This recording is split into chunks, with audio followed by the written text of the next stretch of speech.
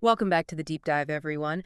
Today, we're going to be taking a look behind the curtain at something I think is really fascinating in drug development, and something a lot of people probably don't think too much about, stability testing. Yeah. And I mean, this is where it gets kind of cool, is that there's this whole thing called forced degradation, Right. where they're actually intentionally like trying to break the drugs down Exactly. before they even give it to anybody, which I think is wild. It does sound counterintuitive, doesn't it? Yeah. But it is an absolutely vital part of the drug development process. Yeah. And actually, this deep dive, Mm. we're going to really unpack why subjecting these drug substances to all these stresses right from the very beginning isn't about destroying them. It's about creating a much stronger, safer medicine for all of us. Yep. So we're going to be using a lot of different sources today, drawing on real-world drug development scenarios, actual case studies. We're also going to be tapping into the regulatory guidelines, those important guidelines set forth by the ICH. Right. And, of course, the bedrock of it all, the fundamental principles of pharmaceutical analysis. So we've got a lot of ground to cover, and what we really want to do today is kind of like connect the dots between this initial, almost like destructive sounding phase and the high quality treatments that we ultimately rely on. Yeah. So can we just jump right into like why? Like what is the fundamental reason behind conducting these what are called forced degradation studies? So, yeah, let's break this down. So when scientists perform forced degradation studies, they're not simply trying to see how fast a drug will, decompose or degrade. It's a very systematic investigation into how that drug can break down when it's subjected to a variety of different harsh conditions. Oh, interesting. And this proactive approach is really essential. And, it allows the researchers to get a jump on kind of anticipate potential issues that might pop up later, whether that's during the manufacturing process, storage, or even, heaven forbid, after it's administered to a patient. So it's like getting a glimpse of like what the weaknesses might be from the very beginning, like even before you even start really developing it further. Exactly. You want to stress it and see where the vulnerabilities lie. And we mentioned this in the outline of this episode, but understanding the degradation pathways, Right. I think is really important. How does knowing the ways in which a drug might break down, how does that help us? Yeah. Well, by really thoroughly understanding those pathways, we gain valuable insights into what the drug breaks down into. Okay. Because those degradation products are also sometimes called impurities. Oh. And knowing this stuff is just crucial for ensuring, the drug is reliable and safe for patients. Right. Yeah. Long term. So if we can understand and map out how a drug breaks down, then we can develop, really smart strategies to prevent that, or at least minimize it from happening at all. So I'm curious, what kind of stresses are they putting these drugs under? Is this like a pharmaceutical like torture chamber or something? Well, I mean, it's a little more, scientifically rigorous than a torture chamber. Yeah. But you are on the right track with the idea of extreme conditions. Okay. So, based on the sources that we have for this deep dive, these stresses typically involve, major shifts in temperature. Okay. There's intense light exposure, particularly ultraviolet and visible light. Okay. Which, as we know, even from, the basics of pharmaceutical analysis, that requires precise calibration of UVV spectrophotometers Okay. to even measure that accurately. So there's that. There's exposure to water, Right. which can cause something called hydrolysis, Oh. which is, a very common way that molecules will break down. Think of it like, if you leave certain foods out, Right. exposed to humidity for too long. Right. They get all soggy. They'll go bad. Yeah, exactly. Okay, so heat, light, water, that makes sense. What else? So we've got heat, light, water. They're also looking at oxidation, Okay. which is basically a reaction with oxygen. And this is so important to understand that even fields like biocatalytic oxidations are really studying carefully how these reactions happen and how we can control them. And then there's pH extremes. So, exposing the drug to a really acidic environment or a really basic environment. Okay. Because if you think about it, when you take a drug, it might have to go through the stomach, It's very acidic. which is super acidic. Right. And even if it has like, that protective enteric coating, Right. it's got to hold up through all those different conditions. So they're really trying to, see how it does across that whole spectrum. So these aren't just random stresses that they're putting on it. This is very specific to what the drug could potentially encounter. You got it. These conditions are specifically selected to um, really mimic the challenges that a drug substance Okay. or the final drug product that you know, might pick up at the pharmacy uh, might face from, as soon as it's made to when it's sitting on the shelf to when you're actually using it Right. at home. Okay, so the drug has been stressed, like we've put it through the ringer. What happens next? Like how do they actually figure out how it broke down? This is where some really intricate science comes into play. Okay. So after, the drug's been exposed to all these, these controlled stresses, they very carefully analyze what's left. They're Okay. trying to find out exactly what that original molecule transformed into. Okay. And like we were saying earlier, these resulting molecules are called the degradants or impurities. Right. And how do they actually see these like transformed molecules? What are they using? Like little tiny microscopes? It's even cooler than tiny microscopes. They have these really advanced analytical techniques. Oh, wow. And one combination that's really highlighted in some of our preclinical development material is LC-NMR-MS. Okay. I'm not familiar. It's a mouthful, but basically liquid chromatography, the LC part, it's like a really sophisticated sorting machine. Okay. It separates the different components in that stressed drug sample. Oh, okay. And then the NMR and the MS, those stand for nuclear magnetic resonance and mass spectrometry.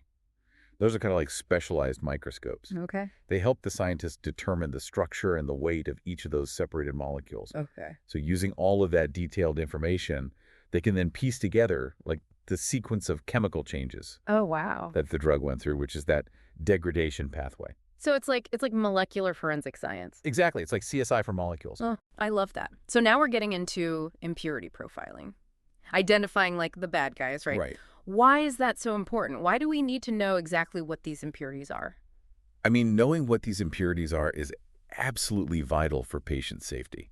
I mean, some degradants might be harmless, but others could be toxic. Right. They could reduce how well the drug works. Yeah. So, and the FDA, Right. as you know, they have very strict requirements for understanding, controlling these potential impurities in any drug that they approve. Right. And this is all spelled out, in the Code of Federal Regulations, Okay. Title 21, Part 211. And, there are techniques that can be used like NMR spectroscopy, which is a technique that we've talked about in previous deep dives, where you're really looking at the structure of a molecule. Yeah. And they use this, to figure out, okay, well, what does this impurity look like? Okay. What's its three-dimensional structure? And that is essential for figuring out if it could be toxic and for developing really sensitive methods to actually detect it Okay. in the final product. So it's not enough to know that it breaks down. You have to know what it breaks down into. Absolutely. And if those things are going to cause a problem. Exactly. You got to know who the bad guys are. So I imagine this whole process creates a ton of data. Oh, yeah. What do they do with all of that? So this is where it all comes together. All this data is used to develop what are called stability indicating methods, or SIMs. Okay. And you can kind of think of a SIM as, your drug's report card. It's a specific test Okay. that's designed to accurately measure how much of the good stuff, the active drug, Okay. is present, and also any of those degradants Okay. that might have formed. So are these what they use like throughout the process to kind of keep checking? You got it. They're essential for ensuring that that drug product maintains its quality Okay. and its purity and its potency Right. from when it leaves the factory to, when it's sitting on the shelf to when it expires. Okay, and that's important because obviously we want to make sure that the medicine we're taking is actually, going to do what it's supposed to do. Absolutely. So it's good for quality control. I get it. Mm-hmm. But how does knowing about how a drug degrades actually influence how they design the medicine itself, the formulation? Oh, that's a great question. So understanding how a drug degrades is so valuable when you're thinking about formulating that final product. So for instance, if they do these forced degradation studies Mm-hmm. and they see that a drug is really susceptible to that hydrolysis, Okay. which remember is breaking down in water, Mm-hmm. then they're going to probably choose excipients. Those are those inactive ingredients Okay. that are in the medication along with the drug. They're going to choose ones that have a very low moisture content. Oh, okay. And actually, one of our sources specifically mentions avoiding uh, putting moisture-sensitive drugs in certain types of capsules Right? because those capsules can actually have a high moisture content. Well, that makes sense because you don't want the packaging to, like, break it down. Exactly. You don't want the delivery system Right. to be part of the problem. Right.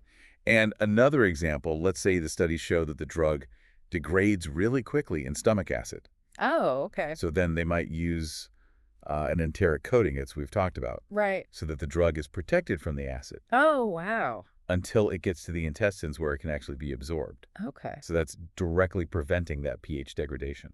So it's all about choosing the right, like the right partners for the drug and the right protection Hmm. based on how that drug behaves under stress. Yeah, you can think of it that way.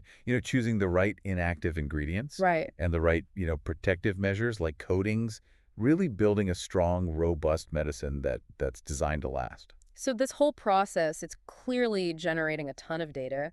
Um, what do they do with all that information? Well, all of that data is used to, it's part of the big regulatory filings Oh, okay. the pharmaceutical companies have to submit. To the FDA. Exactly, to the FDA, right. And those submissions need to prove to the FDA that the drug is safe and effective. Right. For however long, they say it's going to last on the shelf. Okay.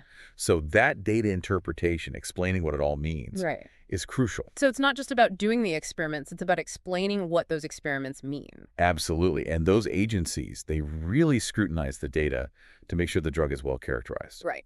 And that the right measures have been taken to control any potential degradation. Okay. And that stability data, which is, based on those forced degradation studies, Right. is a cornerstone of getting a drug approved.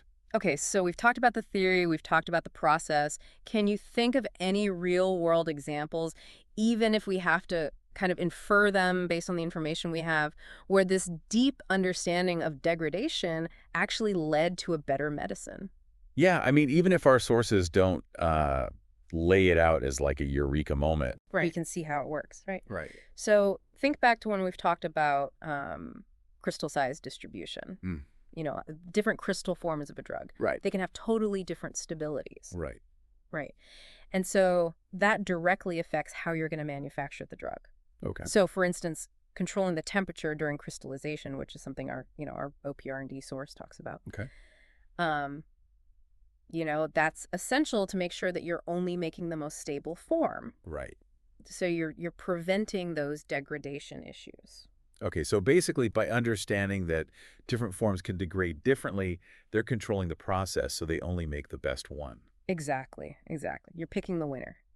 And we've talked about the soft gel capsules for ritonavir Right. before, and that specific formulation. That was probably chosen to improve the drug stability and absorption. Okay.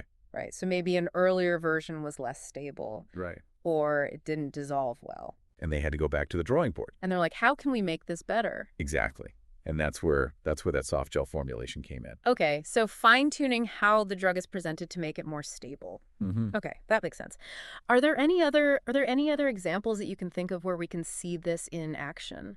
Well, going back to oxidation that we talked about earlier, it's highly likely that for a lot of drugs that are susceptible to reacting with oxygen, Okay. they've come up with, risk mitigation strategies. Okay. Right. And that's all based on those forced degradation studies. Okay. So they might add, anti-oxidants to the formulation Right. to kind of neutralize that oxygen. Or they might use special packaging Right. that doesn't let oxygen in. And even if our sources don't give us a specific example, this is standard practice in the pharmaceutical industry, Mm-hmm. all driven by that fundamental understanding of how drugs can degrade. Wow. Okay. And, similarly with hydrolysis, right? Yeah. If that's a big concern. Okay. They might use very specific drying processes in manufacturing Okay. or put those little desiccant packets, those little... The do not eat packet. Exactly, the do not eat packets Right. in the packaging to absorb moisture. Oh, wow. And all of this is because of those forced degradation studies. So it's like this whole process where you stress it, You Hmm. find out how it breaks. You get to know it. Yeah, you get to know it, and then you use that knowledge to make it better. Exactly. Go. Exactly. You're anticipating the problems before they even happen Wow. and building in, multiple layers of protection. This has been so interesting. I mean, this is like a whole part of drug development that I never even thought The about. hidden world. Yeah. So, I mean, what would you say are like the biggest takeaways for our listeners today? I think the biggest takeaway is that these forced degradation studies, while they might seem kind of counterintuitive, Yeah. like why would you want to break a drug? Right, exactly. They're actually a really essential early step in making better medicines. Okay. They really give us those critical insights into the vulnerabilities of a drug. Right. And that lets scientists design treatments that are stable, effective, and safe. So it's like, that whole thing, what doesn't kill you makes you stronger. Exactly. You're basically making the drug stronger. Yeah, you're making it stronger by stressing it out. That's really fascinating. Yeah. It's amazing to think about all that work that goes into it. Like even, when I'm just taking like a simple over-the-counter pain reliever, Right. I never think about all the steps that it took to get there. Right. Right. And it really speaks to how, rigorous the science is. Yeah. That, goes behind every single medication. Even that simple pain reliever, it started as, a molecule in a lab. Right.